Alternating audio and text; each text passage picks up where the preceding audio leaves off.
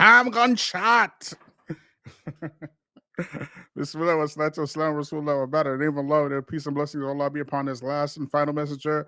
Family, friends, foes, haters, and hateettes, welcome back to the Feachaz. I greet you all in peace and love and no hatred in my heart. Assalamu alaikum wa rahmatullahi wa barakatuh. So before we begin, please like, please subscribe, and please share. As you know, we got a hella haters up in this his eight and family.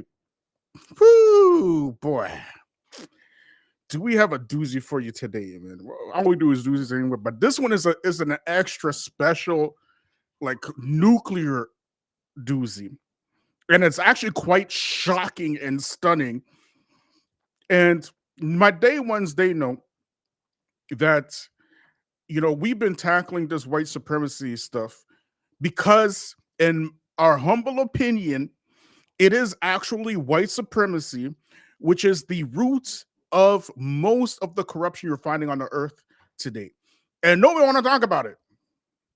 Nobody wants to deal with this stuff, right? From colonialism to politics to religion to, almost every aspect of your life within the last 400, 500 years or so. This white supremacy thing is pretty much the devil's politics and religion on earth. And it is absolutely shocking that you would see alleged Muslims just sign off in like wholeheartedly, especially folks who were claiming to be Salafi and upon the Sunnah and graduates of Medina. This stuff is absolutely bonkers. It's just bonkers. Right? And this right here, it goes beyond your regular Youtubian elites. What this particular individual, Tom Facchine, he was saying. Now, I had watched, admittedly, I didn't watch the whole interview with Tom Facchine, Facchine, his name is Tom Facchine, okay? Didn't watch the whole interview, admittedly, and we'll probably get into some of that later on, anyways, right?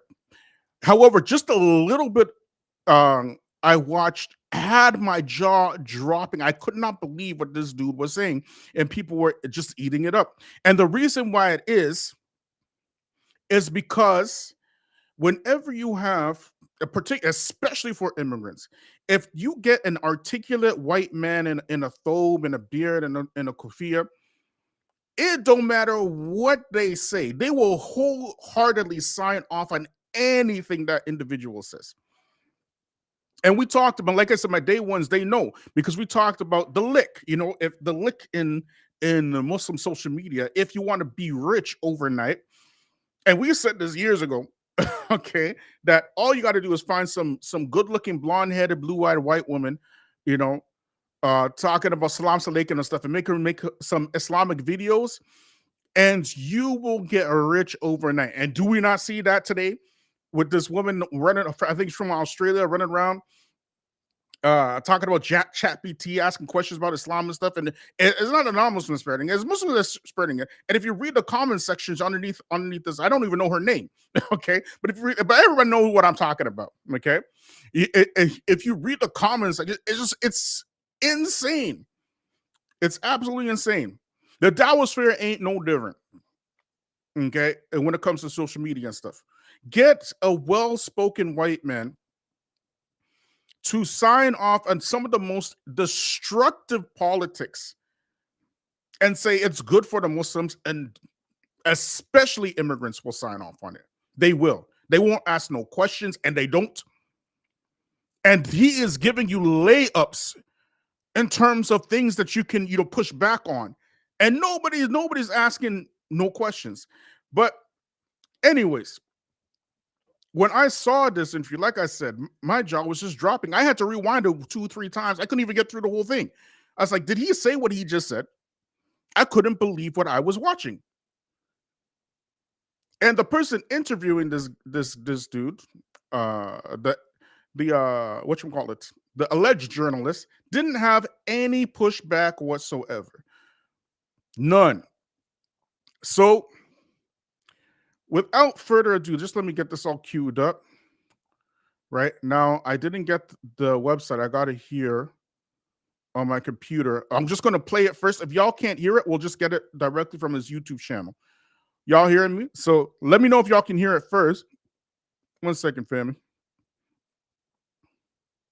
We're gonna play a little bit first and let me know how the sound is. One's in the chat if y'all can hear. Okay. One's in the chat if y'all can hear.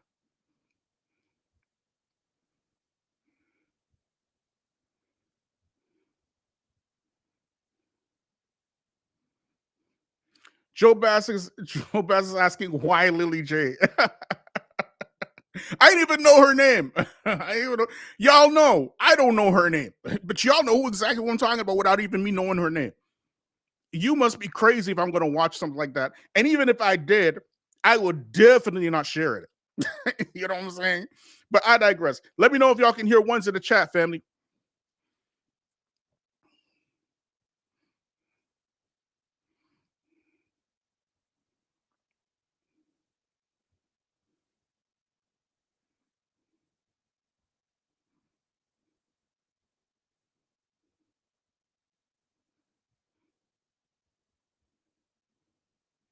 Can you hear or not, man? I see a 1 and I see a 2. What's going on? Let me know, family. If you can't hear, we got to go to his YouTube channel and pull up the video. Let me know. But in the meantime, while I'm waiting for 1s or 2s, let's see what we got here. We got Salaam Alaikum, Darkness. How's everything? Alhamdulillah, alhamdulillah. We got Salam from Joe Baz. And then we have, brother, why are you out to bust?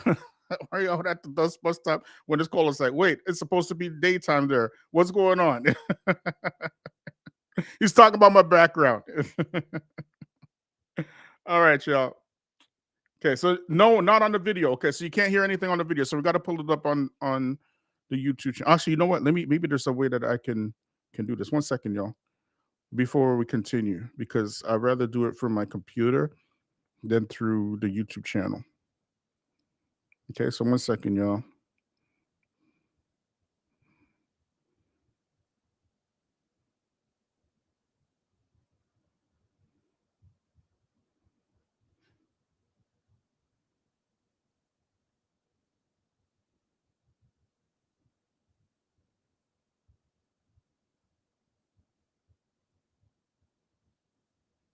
Okay, 1 second, family. 1 second, family. Let me just get this all set up. Yeah, we're gonna go to the YouTube channel. Let me pull it up, y'all. But we are going to dissect this. We're going to dissect this proper. Okay, let me just put this video down and get the brother's YouTube channel up. Okay.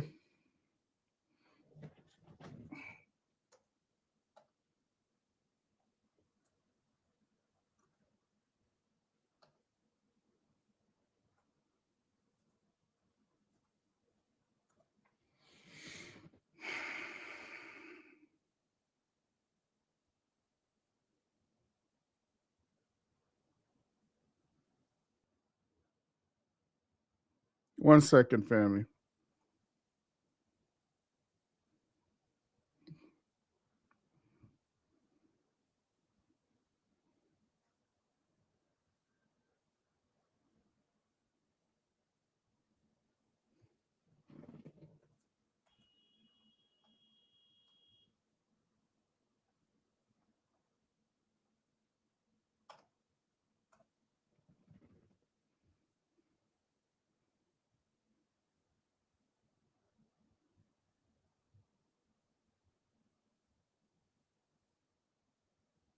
You won't believe this.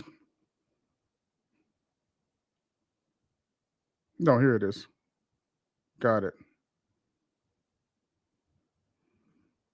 I thought it was taken down. I was like, what? No way. No way.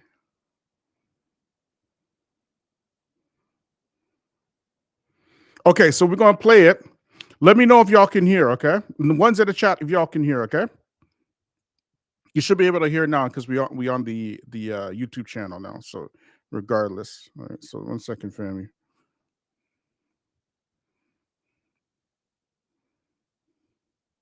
Okay, so we're gonna play it out. Are you happy with the outcome of the election?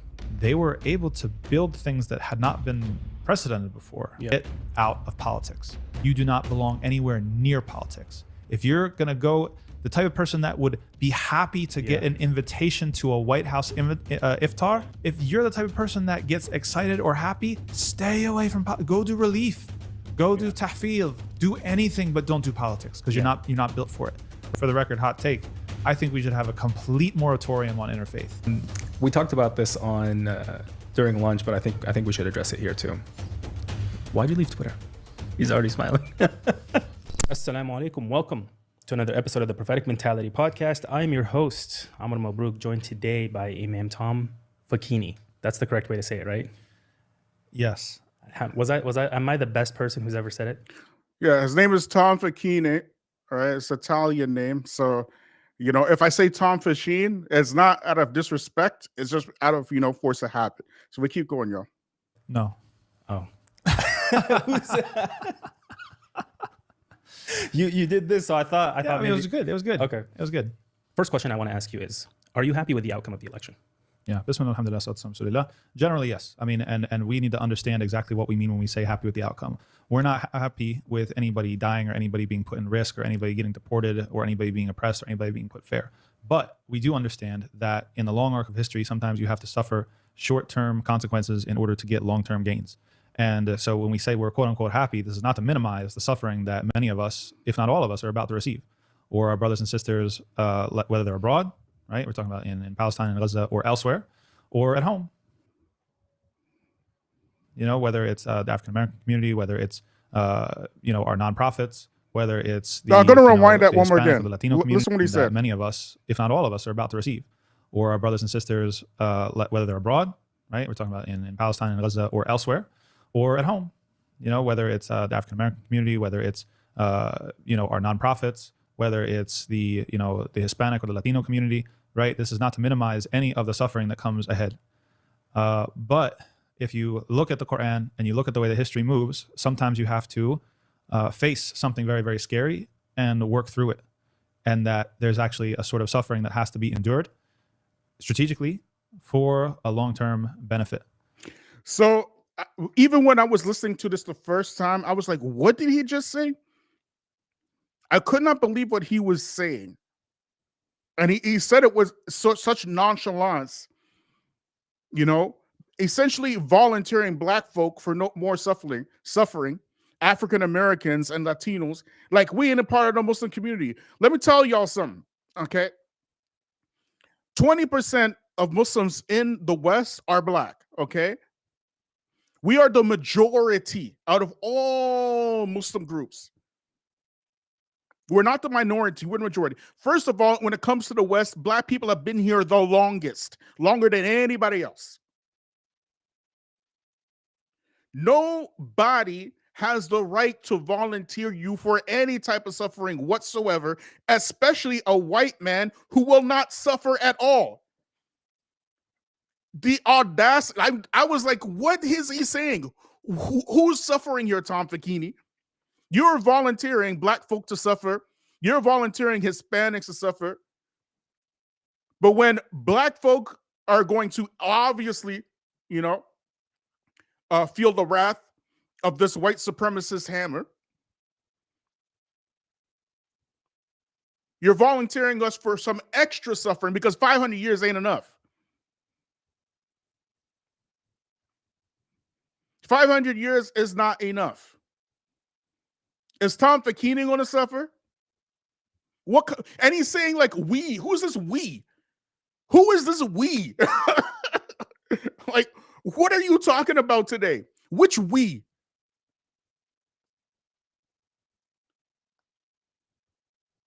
So here he is saying the African American community, like somehow, some way, somewhere, we just don't happen to be the majority. 20% of Muslims are black. Okay, half of those black Muslims are converts. We are the most converted and the most in numbers. And immigration could not even quell that. All the immigration that happened after the civil rights movement. which immigrant Muslims benefited from and did not participate in.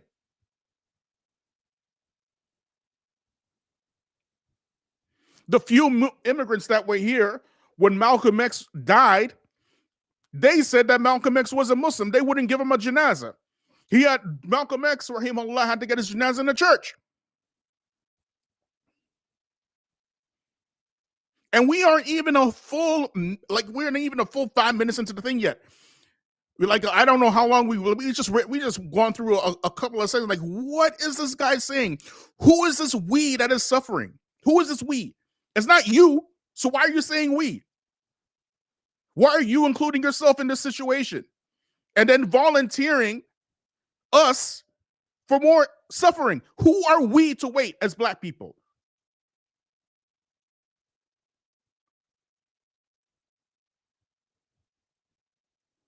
We are the original, the Aboriginal Muslims in the West. Those of us who've been robbed of our language, robbed of our religion, our God, our culture, our folkways, our moral-ways. You have your name, Tom Facchine. How many white Washingtons have you ever met in your life? How many white Jeffersons have you ever met in your life? How many white Jacksons have you ever met in your life? But yet you find all these Black folk with these names. Why?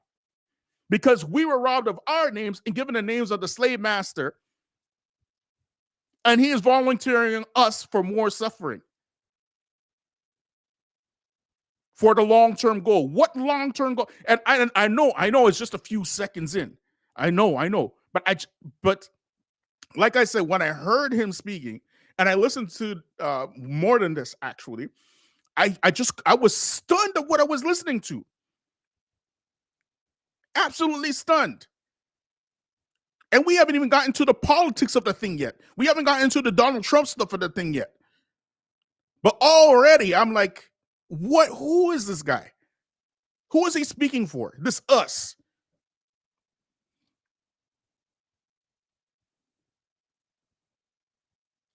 Did this Italian American suffer under Jim Crow, under slavery, under 3 strikes, under war on drugs, mass incarceration? Did he suffer under any of that? What us are you talking about? And we're just a few seconds in. Anyways, I digress. Let's keep watching, y'all. And specifically, I believe, and I believe very strongly, that there's a very unique threat that Zionism poses to Muslims and to the whole apparatus of the United States of America, that it cuts across so many issues. The way in which Zionism and the Israeli government and Israeli interests have been able to capture the political machinery of the United States of America and the legal machinery and the academic machinery and all these different institutions, to the point where our Constitution basically even becomes irrelevant. They don't want free speech. They don't want the freedom to assembly. They don't want freedom in academia. They don't want these things because that's how we keep them in check. And so Again, I'm sorry, man. I know it's just a few seconds in. Okay, I know. But he's already talking crazy. He is talking so crazy. Black folks have been suffering under the people that shall not be named since slavery times. They were the ones who set up the slave trade routes. It was them. It was them who set up what we now know as a stock market when they set up the auction blocks. They set that up. They had mathematical systems on the life of a slave and went to renew slaves. They did all of this before Zionism. They were doing this. Now he's talking about our Constitution. Whose Constitution? Family. Family. In the chat, has the Constitution ever. I mean, they tried to use the Constitution to benefit black folk, but every single time they use the Constitution, it always use it to weaponize it against black folk. Every single time. When black people, after the civil rights movement, what did these white supremacists do? They stepped up their violence against black people. That's when the Ku Klux Klan started, garnering steam. They violently suppressed elections. Violently. When the Ku Klux Klan died down, and then Birth of the Nation was shown in the White House, it caused a resurgence of violence against black people for the next 60 years in the Jim Crow era. Then the civil rights movement happened. You would think that the civil rights movement would cause these very same white supremacists to, basically have some self-introspection or look at themselves. No, what happened was they started seeing an uptake in far-right groups, an uptake in Ku Klux Klan memberships, an uptake in skinheads. Who remembers the skinheads and Heritage Front and groups like this? Who remembers those days? 30 years later, in the 90s, during you could say the hip hop bringing the black renaissance, what did they do? The same people he's complaining about, people who will not be named, so that we can remain monetized here. They took over the hip hop industry, started introducing gangster rap, and that's when we saw the 3 strikes laws come into play. 3 strikes. Mass incarceration. Every single time black people made some steps forward, here come the same group to dismantle and destroy every little bit of our progress.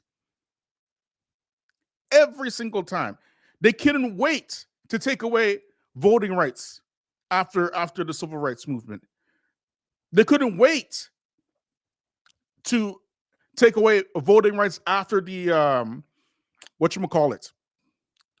Voting Act in 1965. They couldn't wait. When Barack Obama became president, you saw a new uptake in far-right extremism. And then the George Floyd protests started a new wave of far-right extremism, even amongst the Muslims. Daniel Hagikuchu, the one who Tom Facchine is calling our brother Daniel Hagikuchu, because the same. And here's the thing: the catchword to get any immigrant on your side is to say something bad about Zionists and say something good about Palestinians, and they will promote you like crazy. So forget anything that they believe. As long as they say something good about Palestinians and against Zionism, they will promote you. Like Candace Owens, like that gay Chihuahua that you buy off of Temu. What's his name again? The gay Chihuahua that you buy off of Temu. What's his name? Somebody put in the chat. Okay. Like whatchamacallit? Sneeko. Like Andrew Tate.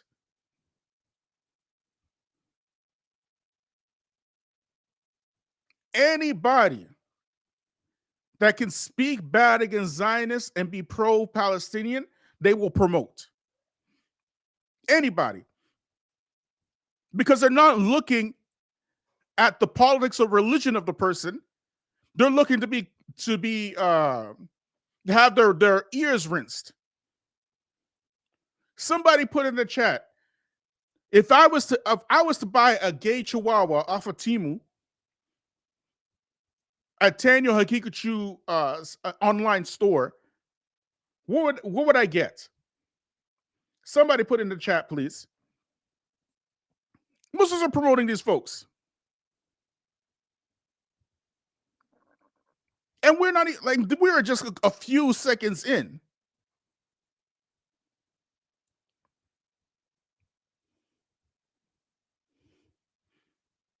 Dan Bilzerian is not a chihuahua, and he's not gay either. He's definitely not gay. He's not a chihuahua.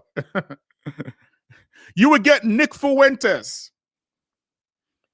You would get Nick Fuentes. If I went to Dayakichu online Temu store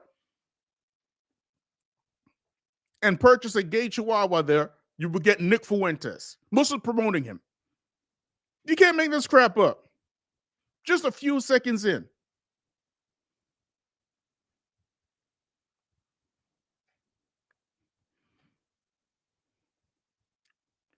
But I digress. Let's keep watching, y'all. They are pressing upon all of these different levers in order to stop any criticism of them. So this is like one of these issues, as some people would say, it's like, okay, well, this is a foreign policy. It's actually not a foreign policy issue. It's very domestic. It's very domestic consequences. Yeah. And it's a process issue that affects 100 other issues. That do we want to live in a country where every election is just sold to the highest bidder? Do we want to have a society in which any foreign government can come in and sling money around and sling influence around and then basically determine the outcome of these things? That is something that is a process point that affects immigration. It affects policing. It affects every issue that we're going to deal with, right? To say nothing of the way in which the IDF trains police officers in the United States of America, weaponizes the police, it militarizes the police. It's responsible for cop cities. The way that Israel is the playground of tech when it comes to military tech and when it comes to surveillance tech, and that comes home and affects us. And when we're surveilled as Muslims or as other parts of our identity. So there's a whole lot of things that the whole issue of Zionism and the Zionist project touches on that affects every single one of us in a very, very significant way. And the last thing I'll say on that is that when the main discourse that Zionism uses, when it justifies its project, it's not, hey, we need money and support because we're fighting Arabs, or we need money and support because we're fighting brown people, or we need money and support because we're fighting secular nationalists. They come in and they say, we need money and support because we're fighting Muslims, radical Islam. That's what they say. And that is something that endangers every single Muslim in a very, very fundamental way. So I see that as an extremely existential threat. I see it as a process threat. I see it as a threat that cuts across a ton of different issues. And so I see that as a really important point of intervention. Okay, that's a crucial point of intervention, that this is something that if we're able to rally and solve it, we're going to have a lot easier of a time solving our other issues as well. Now, the pushback on that would be, well, we have all these other issues. We have to also pursue them too. It's not right to turn our back on Sudan, or to turn our back on immigration issues, or to turn our back on whatever. We don't want to turn our back on anybody. But it's also true that some things happen sequentially, that sometimes you have to look for, if it's a 10-step process, what's step one? Or if these are dominoes that have to fall, right? Sudan, what's going on in Sudan is largely on the plate of the UAE. The UAE is in cahoots with Israel. If the UAE is allowed to normalize with Israel, that grants it political cover to do what it's doing. If you subtract US support for Israel from the equation, what does that do to Sudan? It actually alleviates the situation, because now the UAE and Saudi Arabia will be less likely to normalize the relations, right? That's the whole thing. Exactly. So these are the types of things. It's like, this is not throwing shade to anybody. It's not trying to minimize anybody else's issues. Yeah. And I could be wrong, and may Allah guide me if I'm wrong. But from what I see, that this is such a unique issue that is so broad in everything that it touches, that it deserves our attention, and it deserves our energy and our resources and our strategizing, as not the only issue that affects us, absolutely not.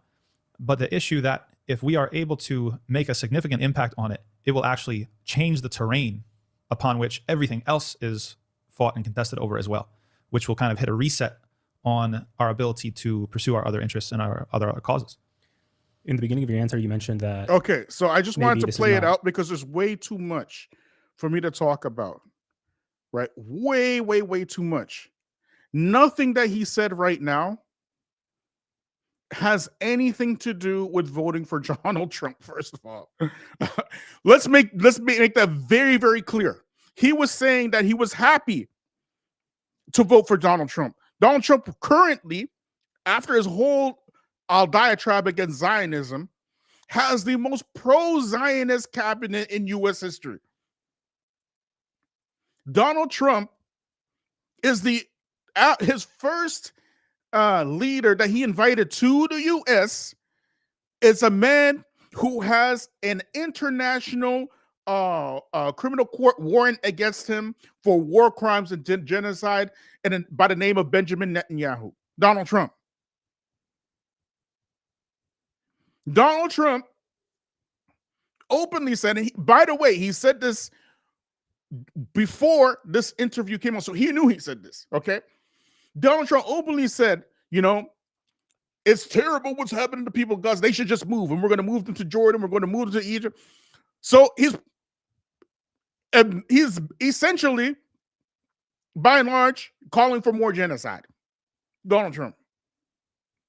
Just yesterday, the same Zionists that he's had this whole diatribe about sent leaflets to the Palestinian people talking about, Donald Trump is going to build his resorts up in this piece. Y'all better leave. What does any of this have to do with Donald Trump? How does voting for Donald Trump end the Zionist problem? This is what we need. And that's why we say here, you got to look beyond the articulates, beyond the articulation. What is the nitty-gritty of what he's really trying to say here? But there was another thing that was such an easy layup to refute that he said. Let me just rewind it back one more again. Let me see. It's not, hey, we need money and support because we're fighting Arabs. It affects every issue that we're going to deal with, right? To say nothing of the way in which the IDF trains police officers in the United States of America, weaponizes the police, it militarizes the police. It's responsible for cop cities. The way that Israel is the playground of tech when it comes to military tech and when it comes to surveillance tech, and that comes home and affects us when we're spit.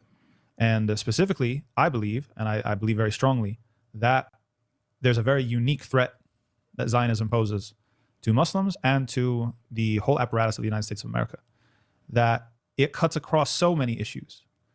The way in which Zionism and the Israeli government and Israeli interests have been able to capture the political machinery of the United States of America and the legal machinery and the academic machinery and all these different institutions, to the point where our Constitution basically even becomes our Constitution irrelevant. They don't want free speech. They don't want the freedom to assembly. They don't want freedom in academia. They don't want these things because that's how we keep them in check. And so they are pressing upon all of these different levers in order to stop any criticism of them. So this is like one of these issues, as some people would say, it's like, okay, well, this is a foreign policy. It's actually not a foreign policy issue. It's very domestic. It's very domestic consequences. Yeah. And it's a process issue that affects 100 other issues. That do we want to live in a country where every election is just sold to the highest bidder? This right here. To have a society in which any foreign government. This right here. That was such a layup for pushback. You just mentioned that you were happy that Donald Trump won, and then you say something like this. Let me remind one again. Like, when are you saying this? I'm like, what? They don't want freedom in academia. They don't want these things because that's how we keep them in check. And so they are pressing upon all of these different levers in order to stop any criticism of them. So this is like one of these issues, as some people would say, it's like, okay, well, this is a foreign policy. It's actually not a foreign policy issue. It's very domestic. It's very domestic consequences. Yeah. And it's a process issue that affects 100 other issues. That do we want to live in a country where every election is just sold to the highest bidder? Do we want to live in a country that where every election is sold to the highest bidder? Do you mean like Elon Musk? Is that what you mean? Do you mean like Mark Zuckerberg? Do you mean like Jeff Bezos? Do you mean like Sundar Pichai? the richest men in the US and some of the richest men on earth? Is that what you mean? Do you mean like what's Donald Trump's son-in-law name again, man? That little dweeb. Anyways, you know who I'm talking about. My memory family goes and signs a $200 million contract in Saudi Arabia. You mean like that? Is that what you mean? Elon Musk spent $120 million on the Trump campaign. Family, in the chat right now, who is running the government of America? Somebody put it in the chat, please.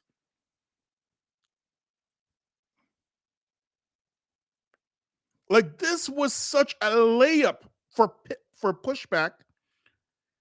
And the interviewer doesn't say anything. You're like, oh yeah, oh yeah, great point.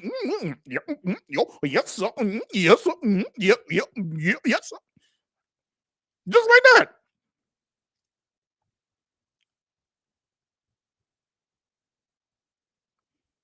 Thank you. It's Elon. Elon is running the government right now. Elon is running the government. Is that what you mean, Tom Facchine?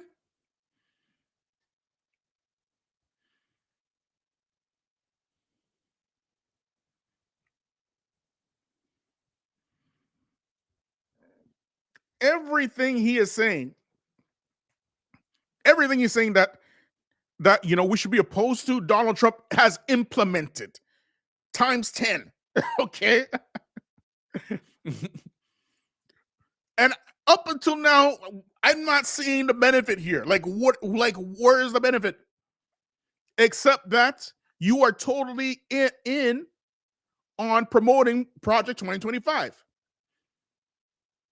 You're in it to win it. Or the rest of these crackers, the rest of these white supremacists, talking about we got to suffer from the short term to get better in the long term. What kind of short term suffering were you talking about? 500 years of dealing with these white supremacists ain't long enough?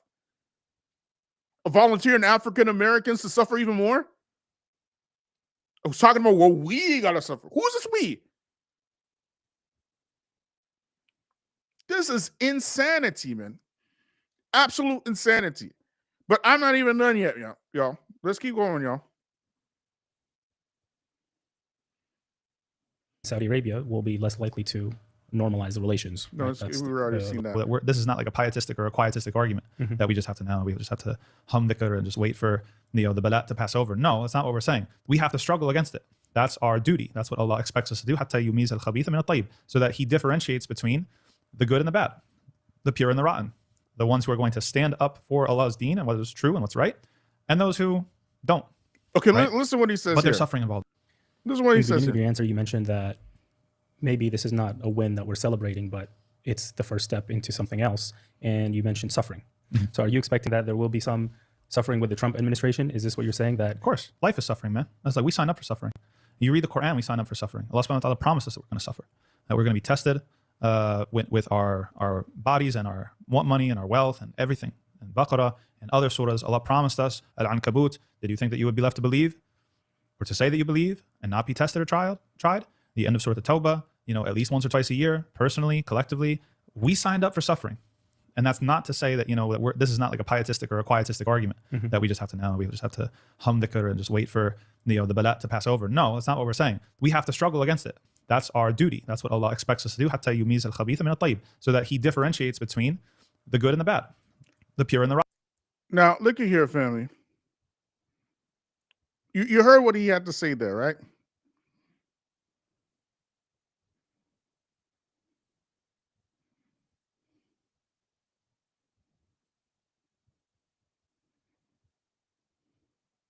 Now,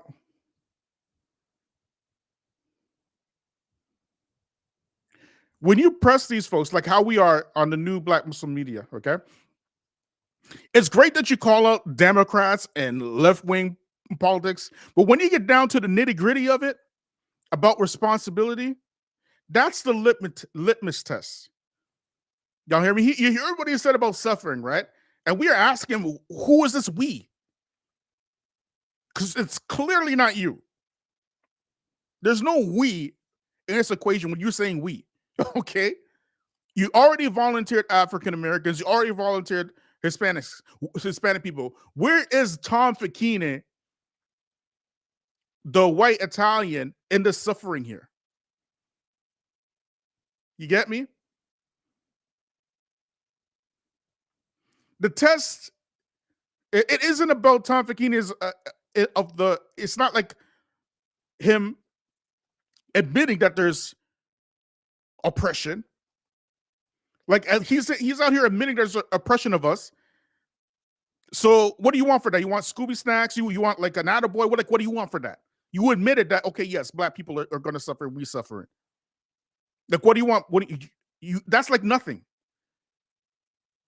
So when it comes to folks like this, okay, the brother is interviewing Tom Facchine. He's hearing what he is saying.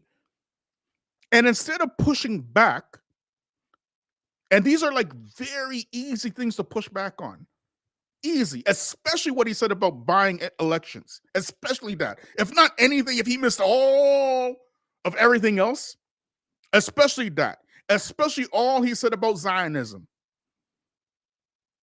How does Donald Trump help fight Zionism and stuff, right? These folks don't have any pushback. It's like, we talk about Eddie from the Dean Show all the time, right? And 5 pillars. These folks, what they do is they become a white supremacist apologist, and when the poop hits the fan, all of a sudden, they find their conscience. You get me? YouTubers masquerading as journalists and stuff. This is insane. It's absolute insanity. How I cannot be the only person seeing this. This is impossible. How is it that so many Muslims watch this? And if you go look in the comment section of this video, oh, Tom Facchine's take was great. It was nuanced. It was did you watch the same interview I just watched? None of this has to do anything with bringing the Muslims closer to Allah, to bringing Muslim success. As a matter of fact, you are conceding power to the enemies of Allah on earth while talking about struggle. Out here giving high fives and playing like hours long of slap ass with each other, Oh, great take. Great. Like, what is going on here?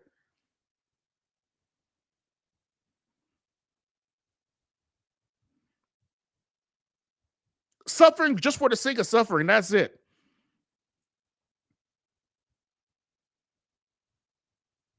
You need to ask yourself the question, how is it that Tom Facchine is elated that Donald Trump won this election, and Benjamin Netanyahu is also elated that Donald Trump won the election? How does that happen in the same universe? These are the questions y'all got to be asking.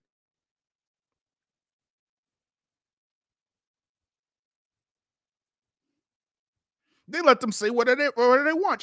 Just come on my show, say whatever you want. We will spread it to hundreds of thousands of Muslims, right? And we won't push back whatsoever on anything that you say. So they abandoned, what he is telling you is that we are abandoning seeking the reward from Allah, but we're going to run for Trump for the reward. That's essentially what he's saying. We just got to sit down and suffer. And we just hope that our votes for Trump, will lead to, non-genocide. Like, these are such ridiculous, and they're not just like, maybe there's some nuance or there's some difference. No, these are straight up cartoonishly bad takes. No Muslim should be thinking like this at all.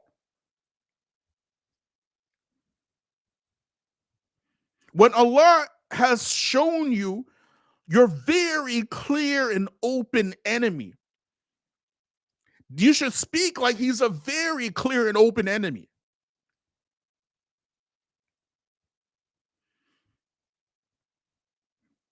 It's like You know, somebody running around, running defense for Abu Lahab over Abu Jahl. You get it? Like, why would you do something like that? Oh, well, I think Abu Lahab is better for the Muslims because, he's the uncle of the Prophet. Says, like, what is you talking about right now? These are the enemies of Allah on earth. Nothing that these folks say can be trusted at all. They've shown you this time and time and time and time and time again.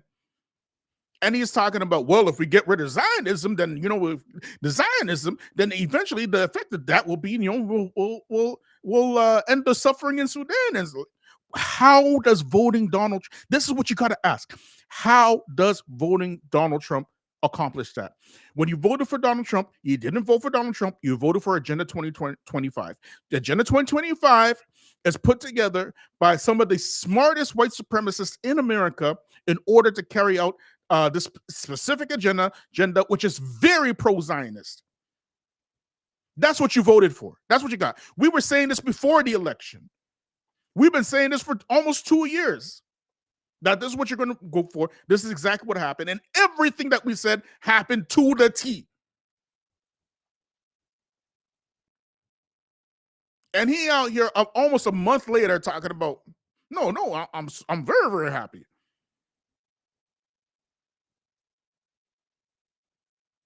And Muslims all in the chat like, oh yeah, with all the brainwashing, like, what in the world? Is this some kind of psyop or something?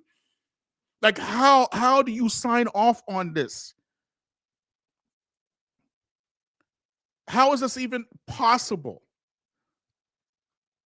But I digress. Let's keep watching, y'all. Rotten. The ones who are going to stand up for Allah's deen and what is true and what's right, and those who don't, right? But there's suffering involved in that. It's a path of suffering. Yeah. The path to struggle is a path of suffering. And so we have to set our expectations. Who's suffering? Not your suffering, Tom Facchine. Not a single white convert in the West, Tom Facchine. Which suffering are we talking about here? As you mentioned before, the African Americans and Hispanics. Okay, that's who's suffering. We know. We talked about the Civil War. Okay, these white people, they got more extreme after the Civil War, right? They had slavery by a different name with sharecropping, and then convict leasing, using the 13th Amendment and black codes in order to arrest as many black people as possible to re-enslave them. The last slave was freed in the 1960s, not 1865, the 1960s in America. Then you had mass incarceration. These crackers couldn't wait to make sure that to disenfranchise you from voting, which happened in the 2024 election. 3 million, count it up, 3 million. Just like in the election of George Bush, same thing happened with Donald Trump. 3 million black people didn't get their votes counted. Okay, couldn't wait. Could not wait to do that. And just like they try to re-enslave you, just like they couldn't wait to resegregate you with redlining and making sure that government tax dollars don't go into black schools, don't go into black education. Just like they make sure that black folks do not get any type of economic benefit from loans and banks, just like that. Look what Donald Trump, the guy you're so happy to vote for, right? Look what he did recently. Watch this, y'all. He did this like 1 or 2 days ago. Let me show y'all something.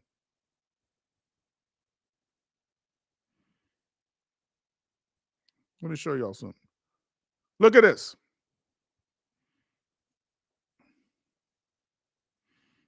Okay. Trump deletes nationwide database on police misconduct founded after George Floyd murder.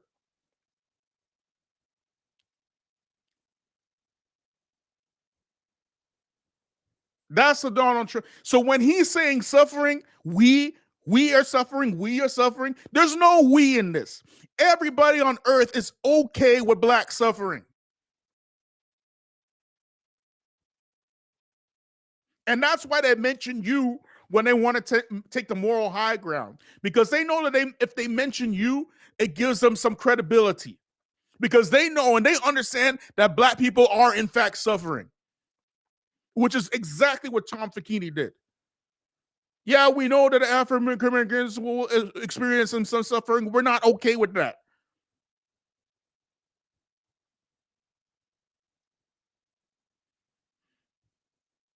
The easiest thing to do in 2025 is to hate Donald Trump for the sake of Allah. That's the easiest. He's such a hateable person. Even non-Muslims hate him because he's such a wicked, evil guy.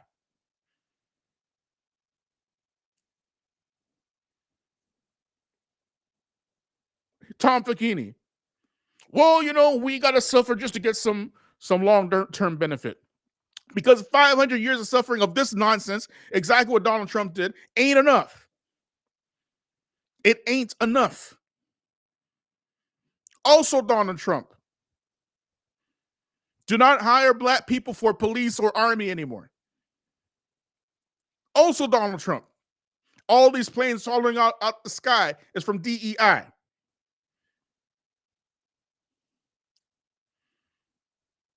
You can't make this stuff up.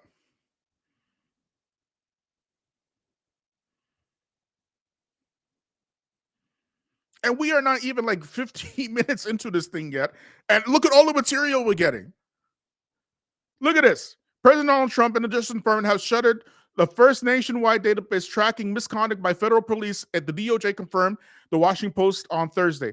The database, created in response to the murder of George Floyd in 2020 by Minneapolis police officer Derek Chauvin, was designed to prevent bad police officers from jumping to new agencies and starting over with clean records. Ironically, Trump was the one to propose this database during the first term in 2020, but it wasn't created until an executive order by President Joe Biden created a National Law Enforcement Accountability Database. Trump issued an order last month revoking Biden's order and the database. So whose suffering are we talking about? Whose suffering are we talking about, family?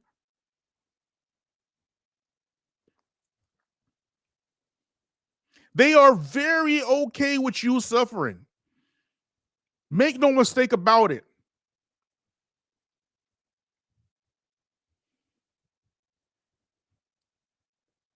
They're talking to you like Allah created you, specifically black people, to suffer on behalf of the rest of all the people of the earth. So now you become the standard in which every person on earth can say, well, they can take the moral high ground. If they mention you, that means that they care. As Malcolm X said, I say and I said it again, you've been had, you've been hoodwinked, you've been bamboozled, run amok, tricked.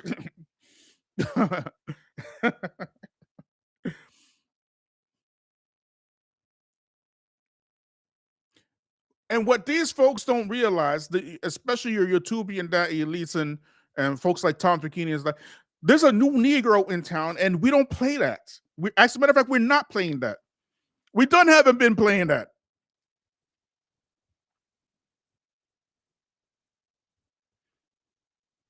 There's a new type of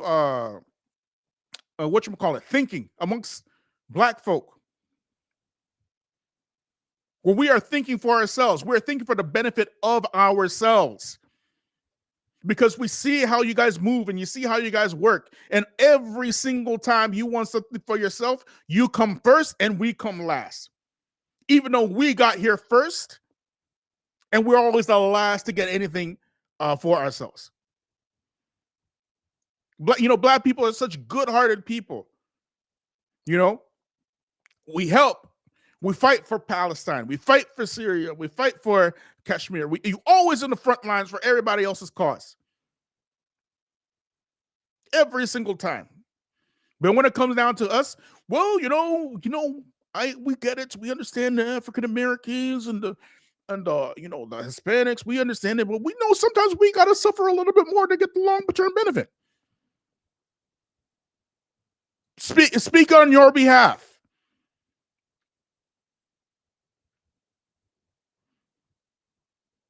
Because the reality is they do not see you as a part of the larger Muslim community, and they have never seen you like that. It is you who invites them all the time.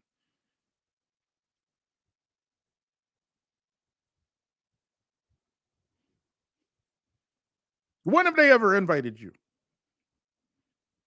It just volunteered them. So somebody who's has never struggled a day in his life. Never. Okay? With what? Struggle with what? Not being able to get on the last level of whatchamacallit, of GTA or something like that.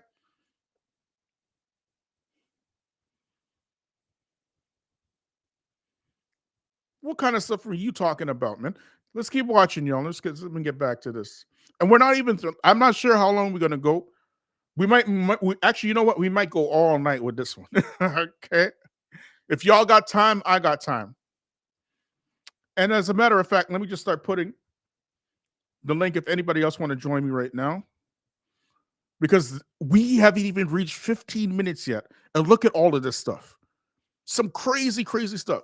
Right? But look at here, family.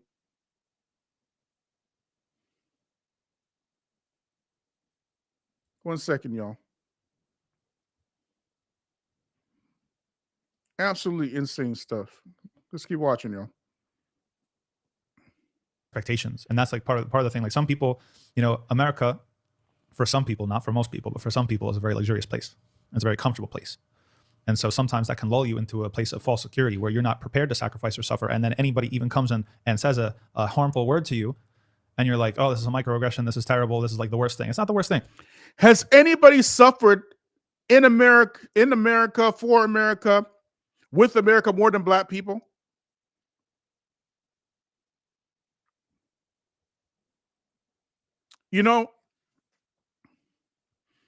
This is so insane. I can't believe he's talking like this. But there was a Supreme Court case in 1857. Okay, this is one of the first, if not the first, if I can't remember, I can't remember if it's the first or one of the first Supreme Court cases in U.S. history. Right, it was called the Dred Scott versus Sanford case. Okay, now Dred Scott was a free black man who was re-enslaved in Illinois. And he went to the Supreme Court to fight for him and his wife their freedom, because Illinois, slavery was illegal. Illinois is one of these northern states, right? We did a whole video on this anyways, but we're doing the short version because we want you immigrants to understand this. Okay. So Dred Scott went to the Supreme Court saying, that essentially his enslavers, what they're doing is illegal. I'm in Illinois. I'm a free man. They cannot re-enslave me. And you know what the Supreme Court did? You know what they ruled? The Supreme Court ruled that enslaved individuals, as well as their descendants, not just the individual, but their descendants as well, were not considered citizens. This is very, very, very important. You're going to see why in a minute. They said that they were not considered citizens and thus could not bring lawsuits to federal courts. They also said that black people had no rights that white people were bound to honor.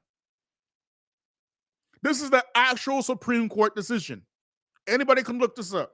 It's called Dred Scott versus Sanford.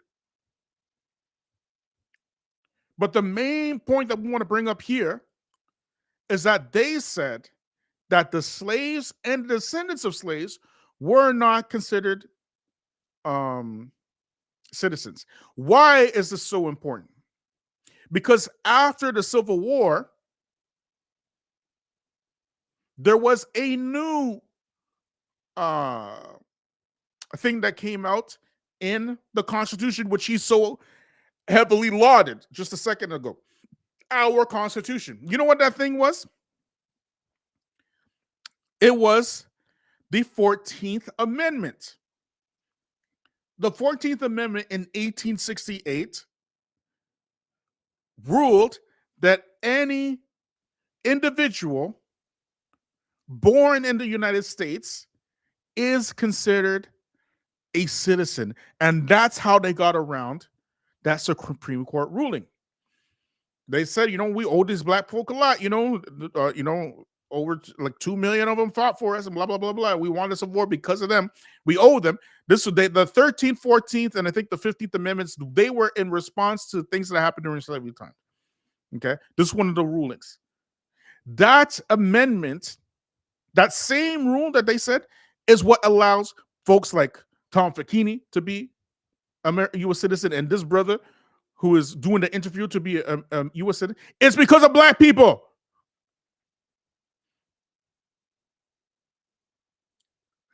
That same ruling or that same amendment that is in the Constitution, Donald Trump, in which he is so happy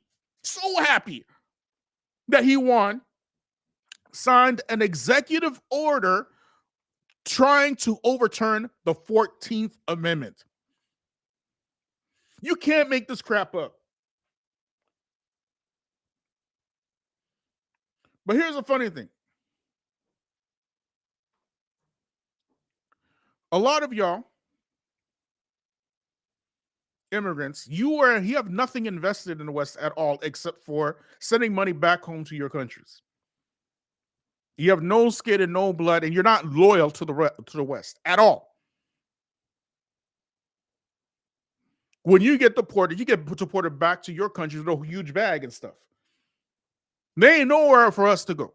Those of us who are robbed of our names, robbed of our language, robbed of our roots, our culture, our God, our folk ways, our moral ways, our religion. Those of us who are robbed of all of that, we got to stay right here and deal with this devil. The entire time you're coming over here, you out here trying to get in good and trying to get in the good graces of these crackers, and you about to learn. We warned you and warned you and warned you and warned you and warned you. Now you're going to learn. And guess what? Guess who is not going to shed a tear? I'm just saying.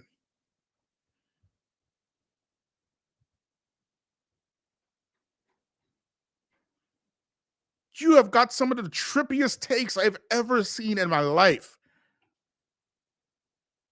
Absolutely trippy.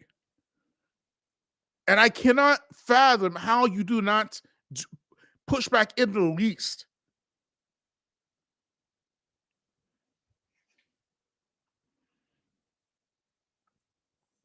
Aren't Trump's parents immigrants? Yes, Trump's parents are immigrants. They're immigrants through the Homestead Act. Okay. And Italians weren't even considered white people, I believe, until sometime after the Homestead Act as well.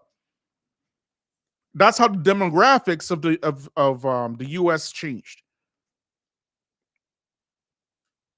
Same thing with Canada. The demographics changed because of these laws that they put in. They gave away millions and millions and millions of acres of land for free. United behind whiteness.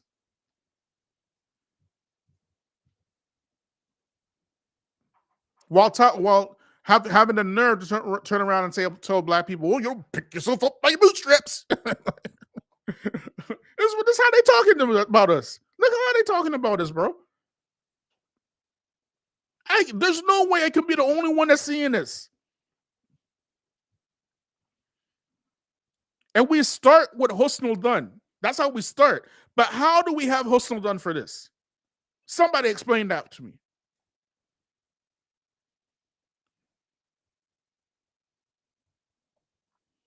We are doing all the work, all the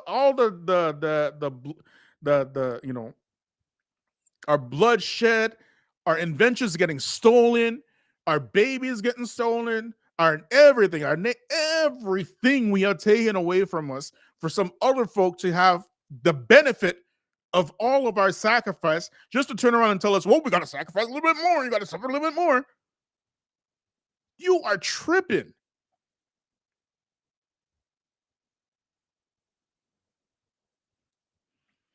Anyways, let's keep watching, y'all. Let's take it. You know, we can take that. And Allah subhanahu wa ta'ala talks about this in Surah Al-Imran, about you're going to hear from the people of the book, adhan kathira, right? You're going to hear. They're going to speak nasty about you. They're going to do things to you. They're going to try to mess with you. This is part of the package. We can't turn away from it. We can't run away from it. We can't just be worried about our security and safety and comfort if it's, first of all, going to lead us to live in an undignified way. Second, it's going to set back what Allah wants us to do. And third, if it's going to endanger us long term. That's the thing. Many of these things have been metastasizing. The criminalization of being a Muslim has been metastasizing. It is advancing. It is not going anywhere. We're not going to actually be able to change it if we don't face it head on. You think it's still difficult to be a Muslim in America? I mean, we have a different scrutiny that's applied to us. I don't know if you call it whether it's difficult or not, but yeah, I mean, there's a different scrutiny. There's things that you and I can't say that could be construed for material support for terrorism, for example, that some lefty, you know, person. See, this right here, this shows a massive disconnect. A massive, massive, massive disconnect. He's out here asking, you think it's difficult to be Muslim in America, right? That's the question that he got. Black folks know very well it's way more difficult to be black in America than it is to be Muslim. We done been Muslim. After 9/11, we didn't trip. We wasn't out here tripping. Still wearing my thobe, still have my beard.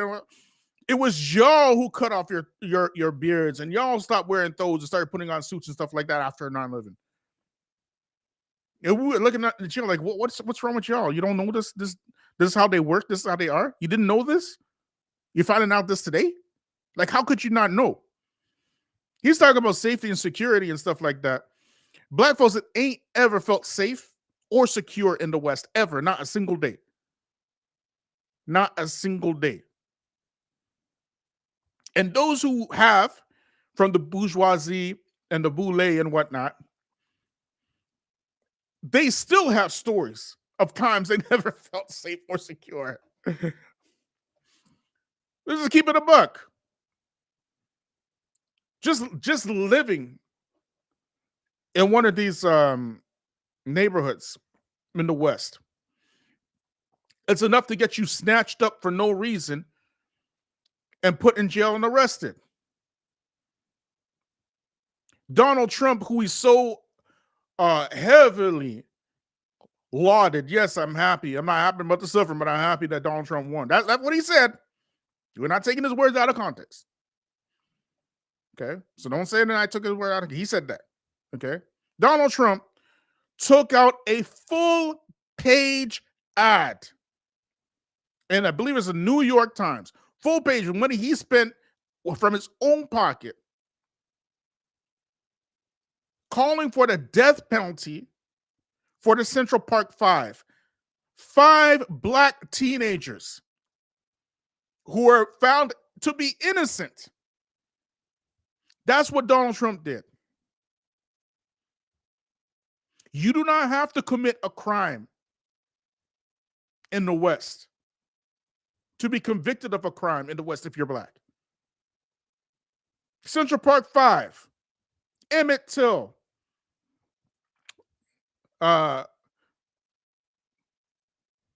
what's his face? George Floyd, okay? Too many to name. Anyways, I'm getting a brain rot right now, so y'all can put them in the chat. How many innocent black men? Hurricane Carter. Some of our civil rights leaders, like Martin Luther King.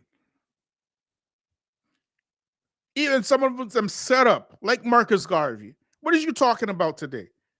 Y'all feel safe because you established the American dream off of the black nightmare, the black American nightmare. You have no problems doing that. Going into black neighborhoods, open up your convenience store, selling pork and loose cigarettes and alcohol to black folk in the morning while going to Juma on Fridays and praying in the masjid in the evening. You have no problems doing that.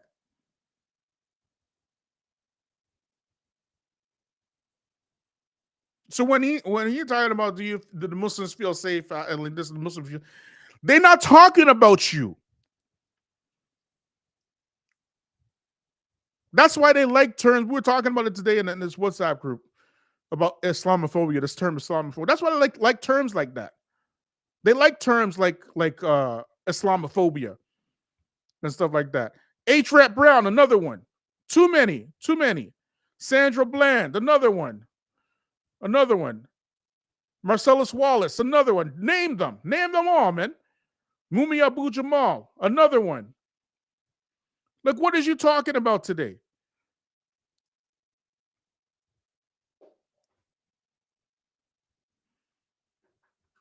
You can write books and books and books of the names of the murdered and the arrested and of black folk. He's talking about safety and security, and that's how you know we are not included in this conversation. And it's for us black folk to be quite honest. Don't even bother and try to include yourself in this conversation. Don't even bother. Do something for yourselves. We got our own problems. We have enough intellectual power, manpower, enough academics, more than enough people to get us out of this rut. More than enough. What we haven't established is getting on code. That's the one thing that we are missing, this getting on code. You know,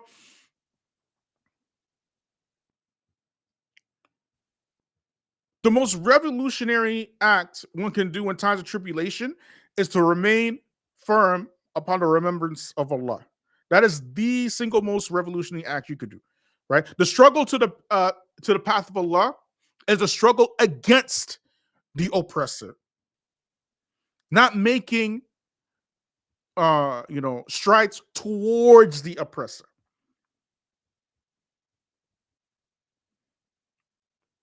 To strive against your own comfort, your own peace, to establish Allah's name and religion on earth, that is the single most revolutionary act you could do in times like this. These folks, they ain't about that life. They are here for the American dream. And we are here for Jannah. Make the distinction. We know very well we have a lot of work to do.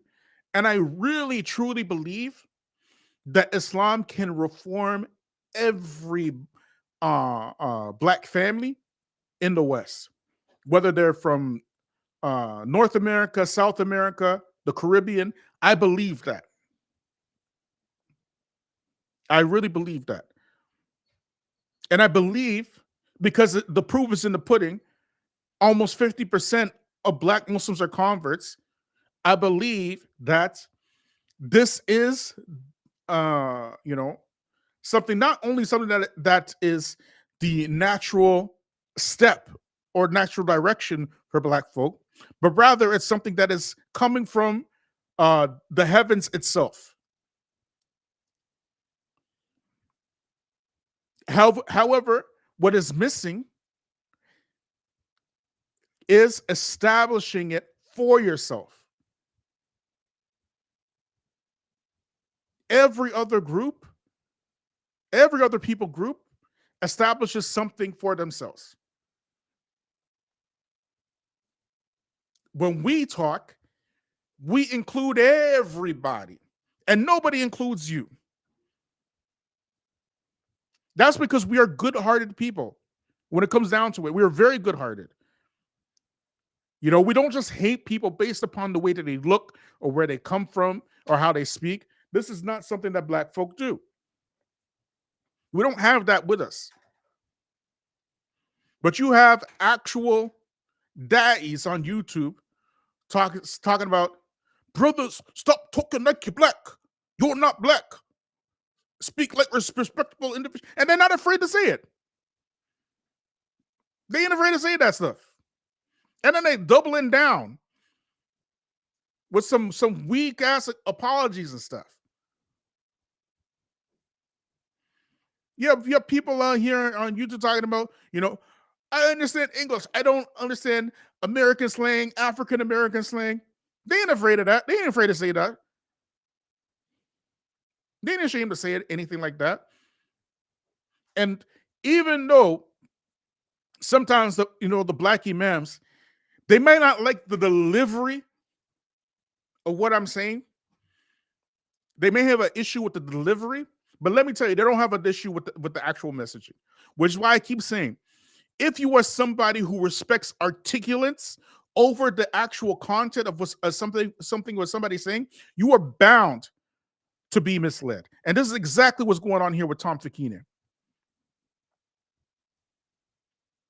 Make no mistake about it. Okay? These folks already know that everything that Donald Trump says is just a pack of lies. As a matter of fact, everything the white supremacists in general say is a pack of lies. But their power is not something that is established in the truth. Rather, their power is something that they have because of their ability to stay on code.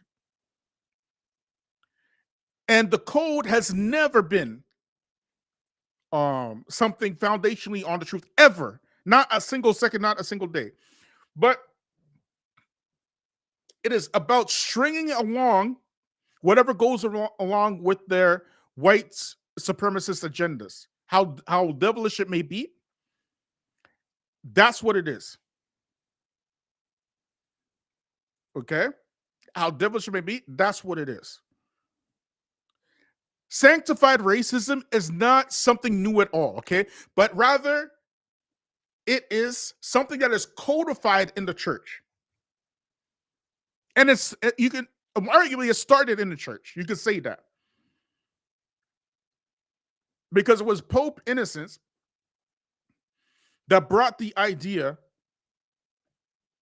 of making the Black people the cursed seed of Canaan and whatnot. This started about maybe 400 or 500 years ago. That's when racism started. Nothing existed about racism before that. Okay, but the church was leading the way to bring out these racist ideologies because it was economically, advantageous to Europeans. And when the church now was being, when it became problematic for white folks to remain with the church and carry out whatever they wanted to carry out, they didn't just leave off the racism. No. All they did was transfer racist ideology from the church. They kept the same racist ideology. They kept it, but instead of saying it's from religious means, they said it was scientific now. That's where you get criminology from. That's where you get anthropology from, all the kind of stuff. These sciences from racism is rooted in racism. That's why it all started. In I would say since about COVID times, I have never in my entire life as being a Muslim ever seen so many openly white supremacist Muslims, openly white supremacists. They started pandering. Now they just open about it. And yet not a single one of these white supremacists gets any pushback whatsoever. As a matter of fact, they get promoted. Andrew Tate got promoted. Sneeko got promoted. Daniel Kikuchu got promoted.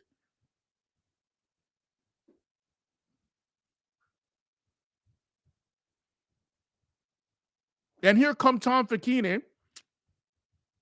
And those of you know, those in the background, because some of y'all been asking me about Tom Facchine for at least a year. And I always said the same thing. I don't like how he moves. Something wrong with him. I can't put my finger on it. And then, because y'all send me stuff all the time, in the background and WhatsApp or whatever. And whenever I get a chance, I get so much stuff, right?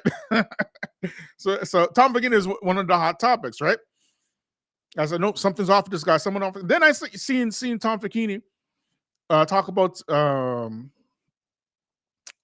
Hikichu, and when he talked about Dan Hikichu, from that time I was done with him. I was like, no, this dude, there's something wrong with this dude for sure.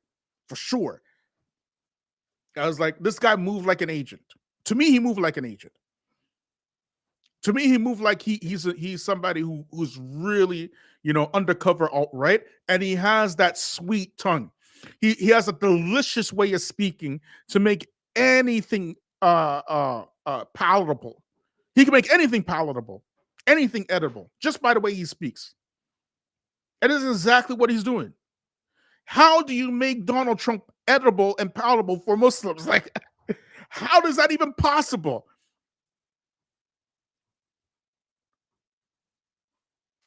How is that even possible, family?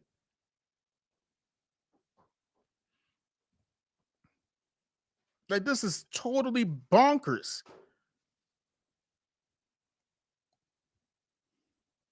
So now we find,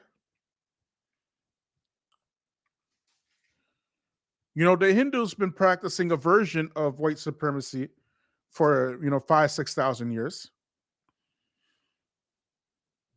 Then you have the actual white supremacy appearing 500 years ago. And now Muslims trying to Islamify actual white supremacy. They're trying to Islamify it. And all you need to do to make it palatable and edible is say a few keywords and have eloquent speech, and people just eat it up. Like, well, the Zionists and the Palestinians, and then and we know, of course, we hate for the African Americans and stuff. We hate for the Hispanics and stuff. This is how we talk. And he still has yet to mention a benefit for Muslims or anybody overall for voting for Donald Trump. The graduate, somebody who graduated from political science. But this is insane, man. Let's keep watching, yo. There's not a Muslim can stand up and say, and they're never going to see a jail cell about it. Yeah, I mean, early on in the war on Gaza, the attack on Gaza, what was going viral was the letter from Osama bin Laden, right? That was all non-Muslims. It was all non-Muslims. Imagine if that was you and me. Imagine if that was you and me. They were sharing that, like, wait a second, are we controlled by an Israeli lobby? And they're having that conversation, and we're just kind of like, okay, like, didn't have that on my bingo card, right? Yeah, exactly. Yeah, that was very, very interesting. No, yeah, I think you are right, and I think it's high time that we get comfortable being uncomfortable. Which you see what I'm saying? You see what I'm saying? Didn't we just talk about this? We talk about these alleged journalists, Muslim journalists. They don't even ask any no pushback, zero. Just, I think that you're right. That's it. Like, what? What am I watching? Like, what? Like, what are you saying right about now, man? Well, I think you're right. Yeah, we just need to suffer. Yeah. Is this real life? Am I tripping? Am I tripping? He takes the general idea behind suffering in the dunya and applies it to Donald Trump. Makes it specific, saying, yeah, we got to suffer a little bit longer because, Donald Trump, we got to wait for him to do his thing. And Donald Trump, the Zionists, and Donald Trump, And the billionaires, do you want to live in a country where billionaires can just buy an election? Like Elon Musk, perhaps? Like, what? This cannot be real. There's no way, man. There's no way. Like, no way, family. Like, how? Like, what? What? What am I watching right now? How do you, as an interviewer, you get all of this, and this is just only 10 minutes in, all this material, and your only thing that you can say is, Tom Facchine, I think you're right. What is he thinking right on? Well, we gotta suffer. Which we? Which we? You only mention African Americans and Hispanics. Like, what? You cannot make this stuff up, man. Like, what in the world? Like, I can't believe what I'm watching here, man. This has got to be. Out of all the Muslim takes I've seen concerning politics and Donald Trump, including Danny Hokikachu, I think this right here is the most delusional I've ever seen. Delusional. The most pro-Israeli government in U.S. history invites Benjamin Netanyahu after there's a warrant for his arrest for war crimes, invites him to the White House, then turns around and tells Palestinians with Benjamin Netanyahu right there in front of him, talking about, you Palestinians better go to Jordan, better go to Egypt, go find some place in Saudi Arabia because, it's better that you leave because there's nothing there. So let us come in and build it up, and then we're going to make it beautiful. We're going to make it so beautiful. It's going to be the most beautiful. It's going to be the best resorts you've ever seen, but Palestinians, you got to go somewhere else. There's nowhere else to go. It's just rubble. It's bombed out. It's depleted.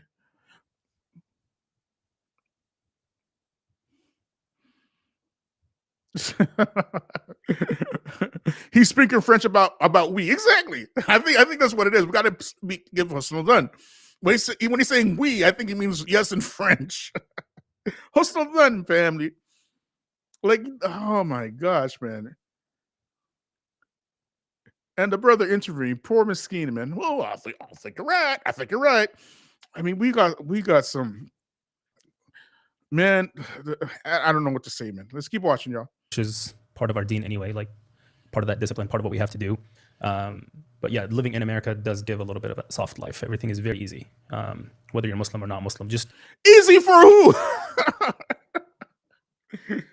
Let me just rephrase that. Okay.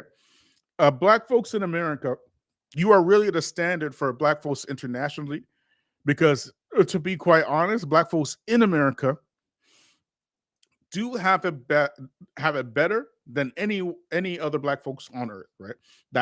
That's if you're comparing Black folks to Black folks, okay? But if you're comparing Americans to Americans, your entire existence has been meant to keep this white supremacist machine going.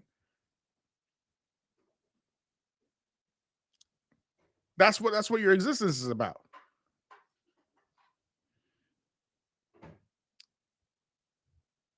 So as long as you are on the bottom, white folks has been consistently getting rich off your blood, breaking up your families, controlling your entertainment, controlling your music, controlling your bodies, your movement, everything, controlling how much money you make.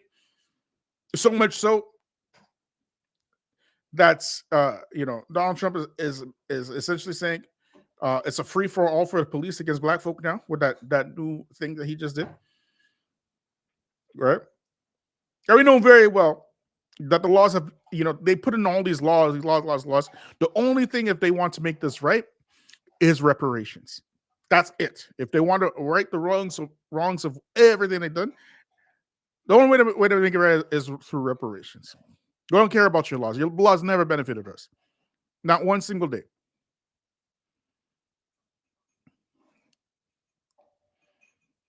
But I digress. Let's keep watching, y'all. We are living here comfortable. Word. Tell that to Imam Jamil Al-Amin. Tell that to Abu Toba. tell that to Mumi Abu Jamal. Tell that to what's your name again? What's Tupac mother's name again? Tupac Shakur mama name? Tell that to her. I mean, these folks are like they talk like we are not here.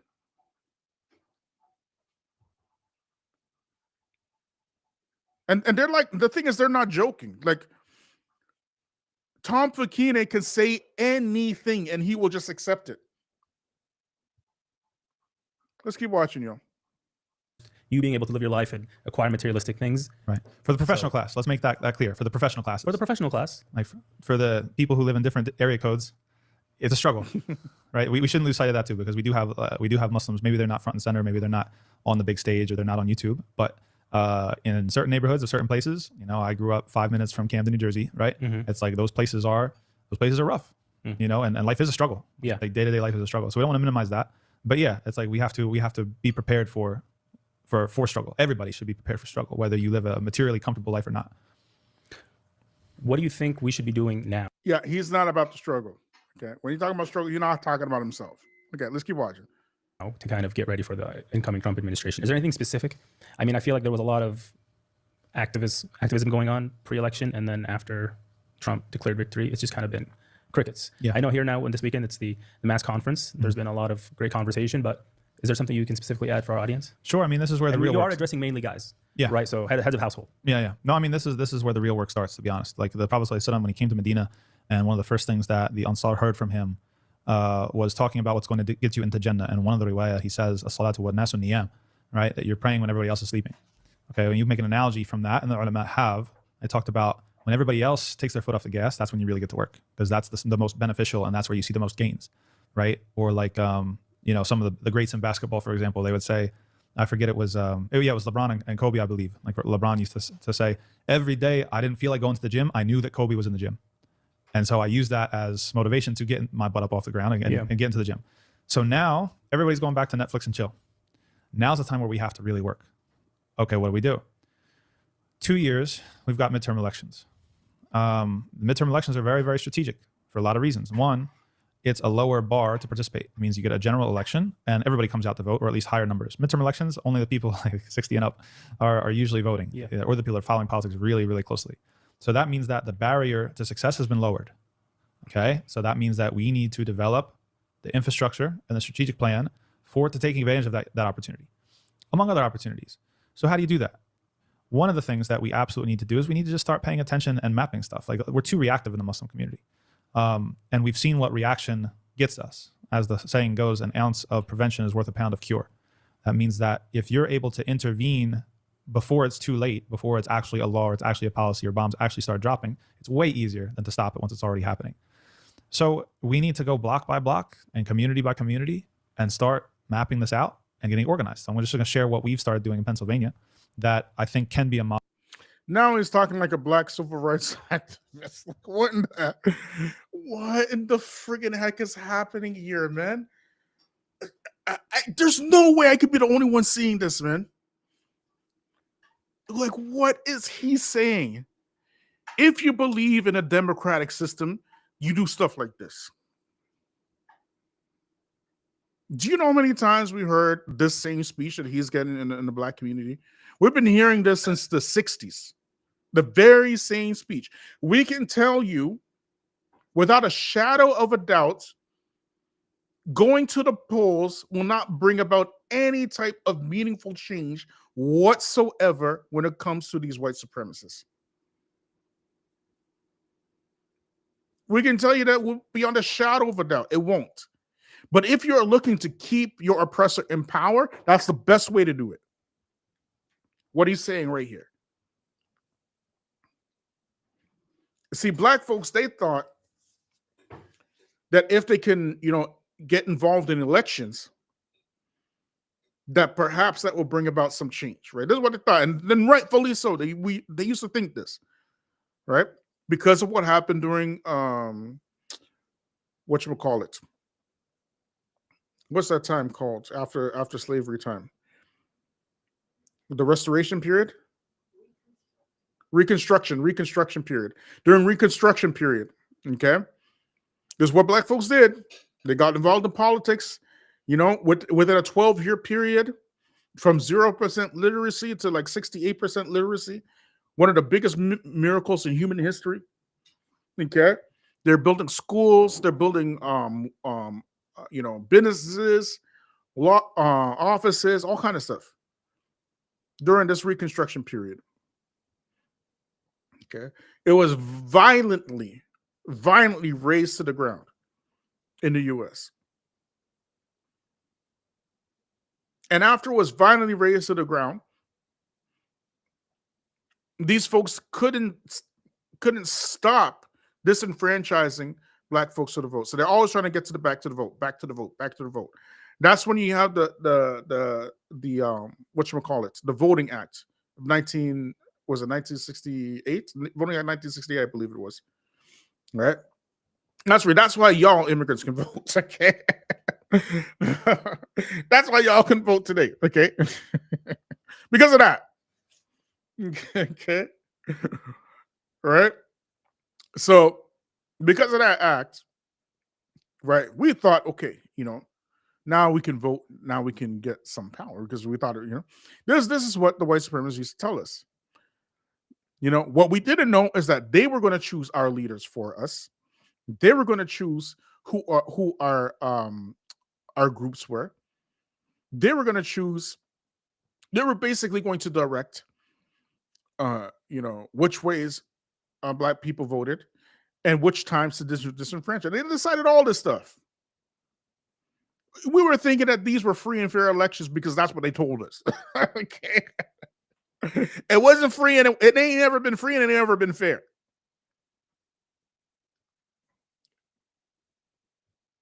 Okay. Been selected since time, not elections, selections. Donald Trump, he was selected.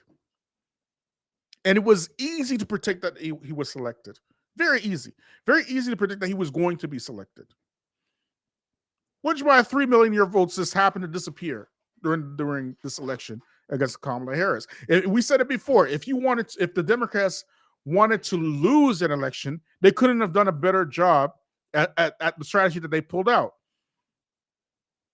That was basically signaling that you want to lose an election. Sort of like when Barack Obama became president the first time around. Barack Obama was selected long before to be a president. They had who was the guy who was running against? Some old, uninspiring, I can't remember. He's in a war veteran and stuff like that. Can't remember what his name was, but of course he was going to win. It was a no-brainer. Okay? Of course he was going to win. He's out here talking like it's a 1960s civil rights movement. Well, we got to organize. We got to, we got to do this. We got to do that. Like, what are you saying right now? You cannot be serious.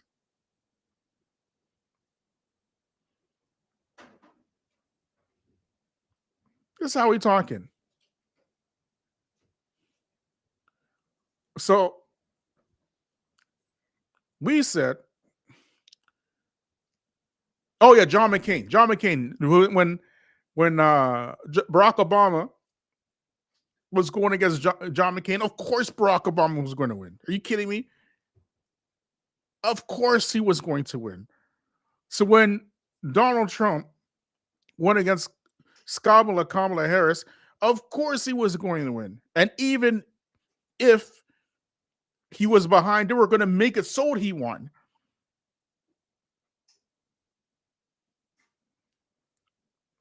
It didn't make a difference. We were calling this years ago. But I digress. Okay. I digress. The point is, thank you, Asada Shakur. What's we call it? Tupac moment. the point is that we said many times, and black people, we need to do this because Muslims, the immigrant Muslims, they got their own thing going. You're not included. They're not including you. Okay, they're not including. They all about supporting the white supremacists, keeping Zaddy in power.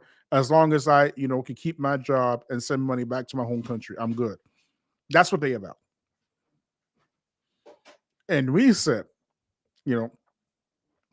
that really you should be working on within your own specific community and strengthening your own community.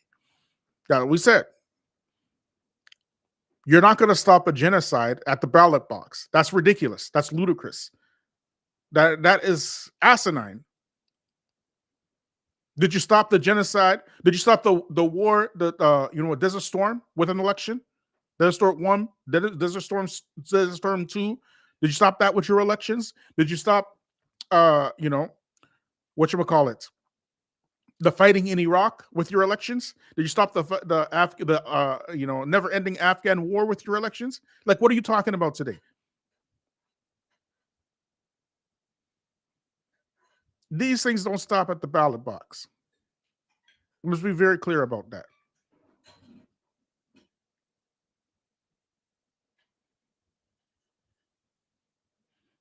For us, black folk, our goal should be absolutely long-term.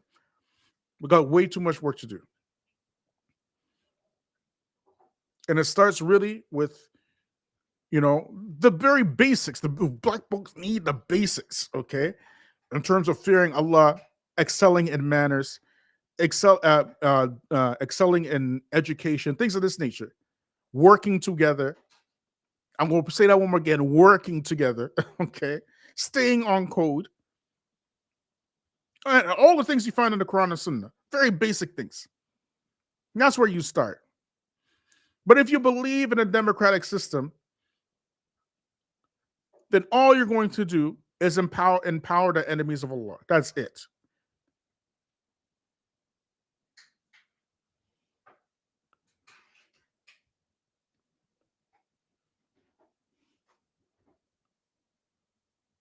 Don't forget to support the channel, family.